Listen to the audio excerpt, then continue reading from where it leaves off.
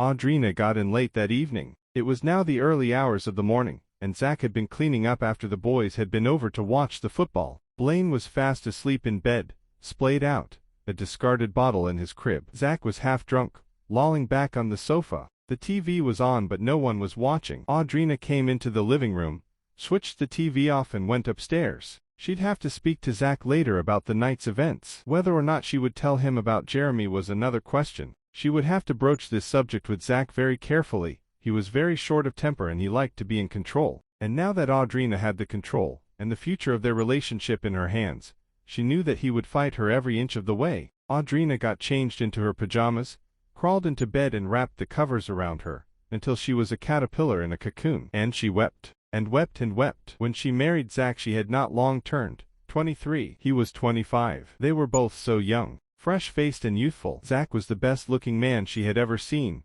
with his rugged good looks, black hair and bright blue eyes. When they were first married, and indeed before, when they were both so in love, they had only had eyes for each other. They had a great passion for each other, and were so in love up that nothing else mattered. No one else mattered. Their love for each other was sustaining enough. They could have been poor, living on the bones of their asses with nothing else to show for themselves, but they wouldn't have cared because their love was enough to keep them going. They were married in a lavish ceremony in New Orleans, Sox home turf. Those first 2.5 years of marriage were great. They were so in love and so happy. The children in them were best friends, and they told each other everything. When Audrina found out she was pregnant she was over the moon, and so was Zach. It was his dream to be a father, to be surrounded by children and to have the house full of laughs. But the reality was very different. From the beginning the pregnancy had been very difficult. It was so draining on Audrina, emotionally, mentally and physically. She was constantly sick and couldn't keep any food down, and she was tired all the time. She just wanted to stay in bed. And then things got worse when Blaine was born.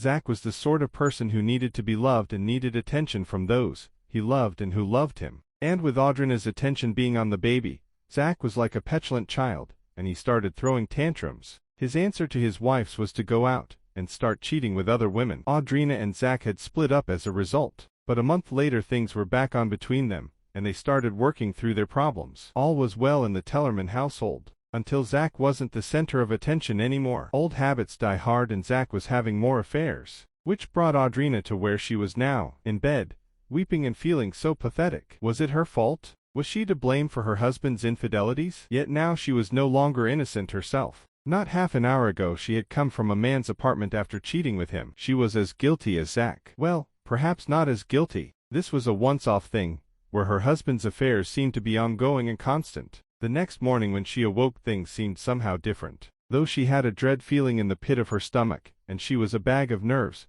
she was seeing the world differently, through new eyes. Everything seemed as if it were in HD. The colors were brighter and more vivid, the sounds were louder and clearer. Life is beautiful, she thought. Everything is beautiful. She waited until that night to explain to Zach her thoughts, and what she wanted. He had been avoiding her during the day, as if he knew something was up, as if he knew that Audrina was somehow different. This isn't working anymore, is it? Audrina started, after she had served dinner. Blaine was staying with Audrina's mother, who liked to look after Blaine every second weekend, and have him for the night. Zach gave his wife of nearly 6 years a questioning look. What's not working? Us. We are not working anymore, are we? We don't function as once we did. We're two strangers living underneath the same roof. The only thing that we have in common anymore is our son. We don't speak to each other anymore. We can't even look at each other sometimes, she said. Tears were starting to brim in her eyes. What are you trying to say? Zach asked, anger flashing through his piercing blue gaze. I want a divorce, she said in a whisper. A divorce? Yes. Not just for my sake,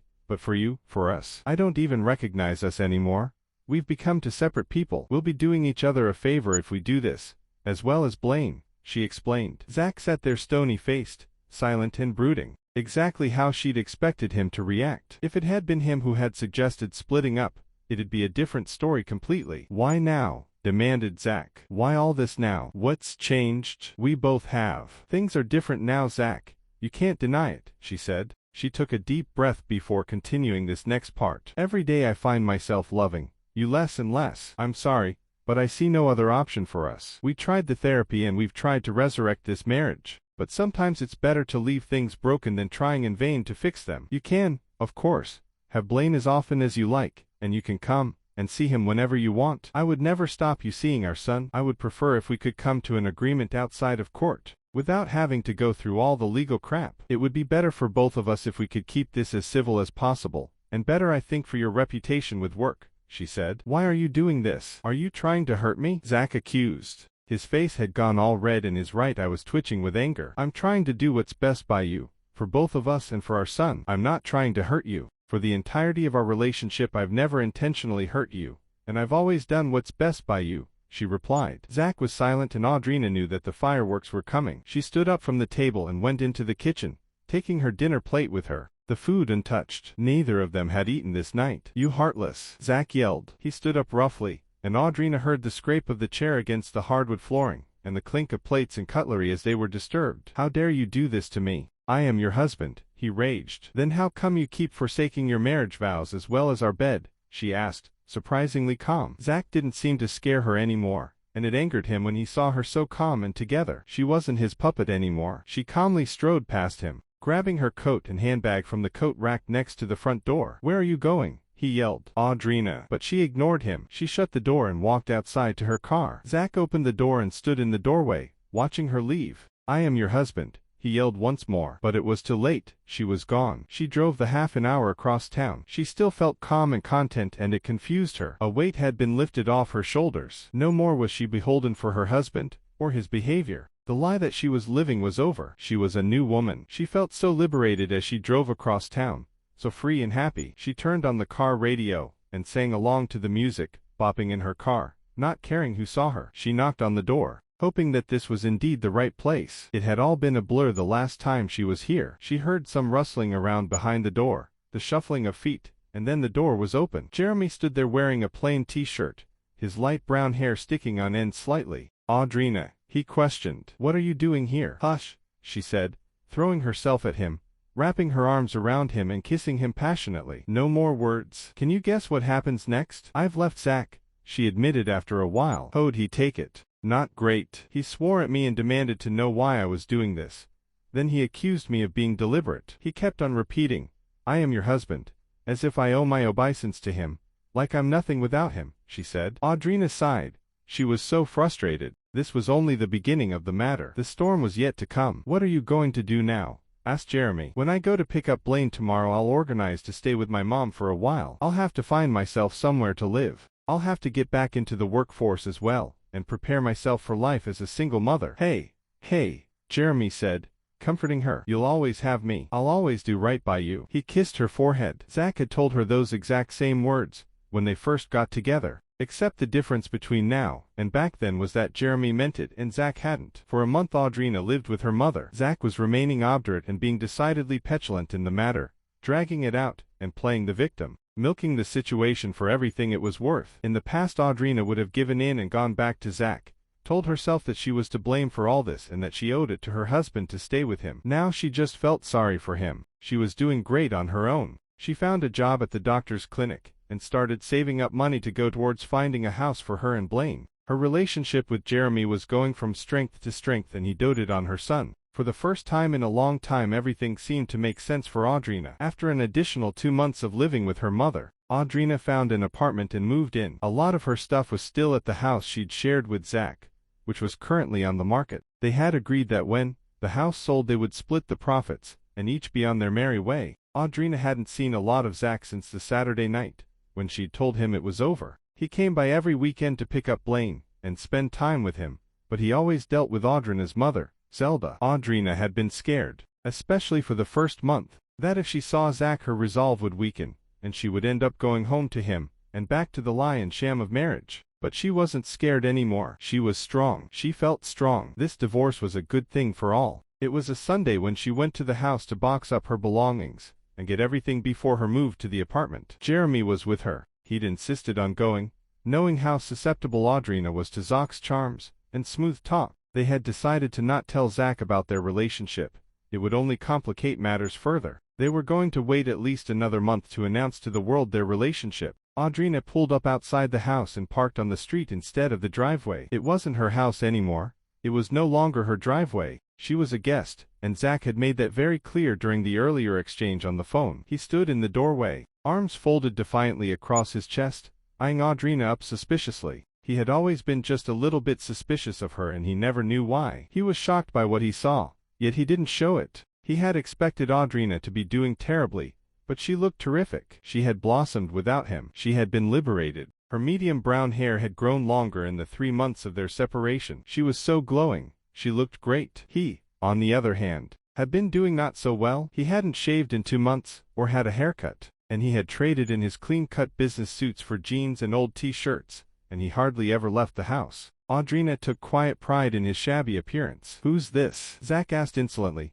sizing up the man that Audrina had brought with her. "I can take him, easy peasy," he thought with smug satisfaction. "This is Jeremy Fitzpatrick," Audrina said, motioning vaguely behind her to where Jeremy stood. "We're old friends from school. You and I attended his sister's wedding." "What's he doing here?" Zach asked, not moving from where he stood in the doorway, blocking it. "Does it really matter?" she asked. "He's helping me out," she said. Zach remained unconvinced. "Are you two cheating together?" he asked. Jeremy looked away, embarrassed and angered at the same time. Had Zach always spoken to his wife thus? Wondered Jeremy. "Enough, Zach, you're being rude. Now if you'll excuse me I want to pack my things." Audrina made a move to get past Zach, but he blocked her way. "Are you?" he challenged. "Please let me into the house." "Answer my question," rebuked Zach. "Let me in," she stated, her anger flaring. She was glad that she had left him, and didn't have to put with this on a daily basis. "Why won't you answer my question?" Audrina sighed angrily. "Fine. We are cheating on you, and have been since the night before I asked you for a divorce. Now let me in." Still Zach was unconvinced. He didn't believe Audrina for 1 second. She was calling his bluff. She didn't have it in her to do that. She was too chicken to do something like that. She believed in commitment 100%. She'd never cheat on him. He was her everything. "You're lying," he smirked. She raised her eyebrows, her honey brown eyes flashing with anger. Zach made a great show of stepping aside and letting her through into the house. Nearly 3 hours later Audrina's possessions were packed away into boxes and in the trunk of her car. "I'll come back for my furniture later on," she said. Zach shrugged indifferently, as if it were of no great matter. "Are you gonna bring your bodyguard?"